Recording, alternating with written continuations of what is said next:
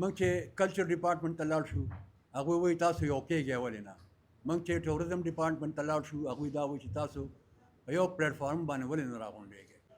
نو زموږ د چیرمین صاحب جناب ډاکټر نیاز علي زموږ دا ټول کابینټ چې کوم دی دوی اوپن آفر ورکوي چې کم تنظیمونه دي د هغوی مشران دې راشي موږ به ورله دعوت ورکړو بچیو یا پروټۍ کې بنو چې یو الیکشن وشي او د یو جنډې لاندې موږ د خپل آواز حکومت ته ورسوو. بسم الله الرحمن الرحیم. السلام علیکم. زه د آرټس ایکشن فاونډیشن سینیر وایس چیرمین طارق جمال تاسو ته مخاطب یم.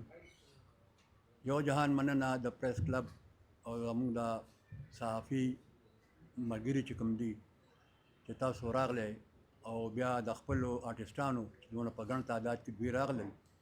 زموږ د پریس کانفرنس مطلب صرف او صرف دا و چې موږ پېښور کې ماشاءالله تنظیمونه ډېر دي.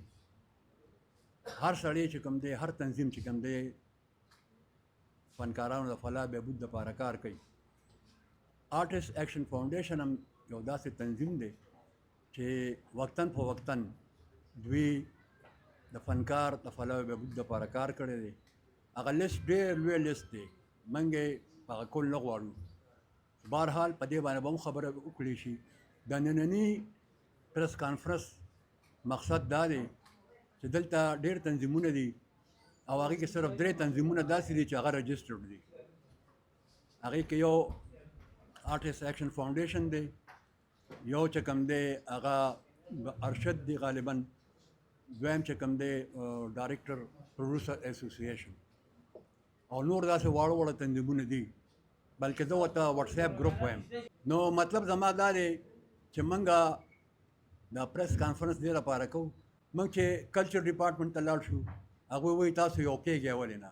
موږ چې ټوریزم ډپارټمنټ ته لاړ شو هغوی دا وایي چې تاسو په یو پلیټفارم باندې ولې نه راغونډېږئ. نو زموږ د چیرمین صاحب جناب ډاکټر نیاز علي زموږ دا ټول کابینټ چې کوم دی دوی اوپن آفر ورکوي چې کم تنظیمونه دي د هغوی مشران دې راشي موږ به ورله دعوت ورکړو بچیو یا پروټۍ کې بنو چې یو الیکشن وشي او د یو جنډې لاندې موږ د خپل آواز حکومت ته ورسوو. خیر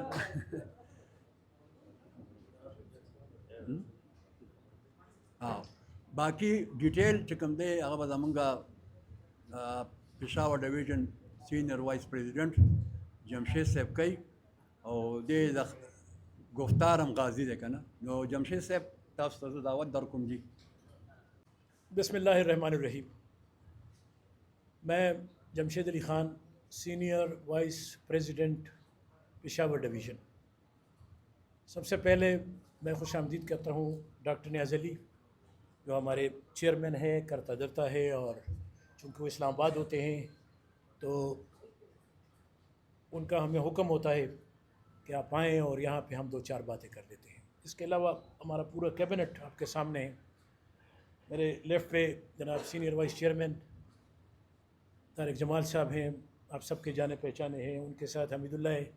پھر میرے محترم استاد میرے پروڈیوسر جناب عبدالقیوم ہوتی صاحب، ڈاکٹر نیاز علی چیئرمین فاؤنڈر چیئرمین، اس کے بعد ہیں ہماری فوزیہ ہماری سب سے سویٹ جوائنٹ سیکریٹری ہیں، اس کے بعد زر محمد زرو ہیں، اس کے بعد عظیم ہمارے شہنشاہ غزل ان کے برخوردار ہیں جناب وصال خیال، اور پھر ہمارے الیاس صاحب پی آر او.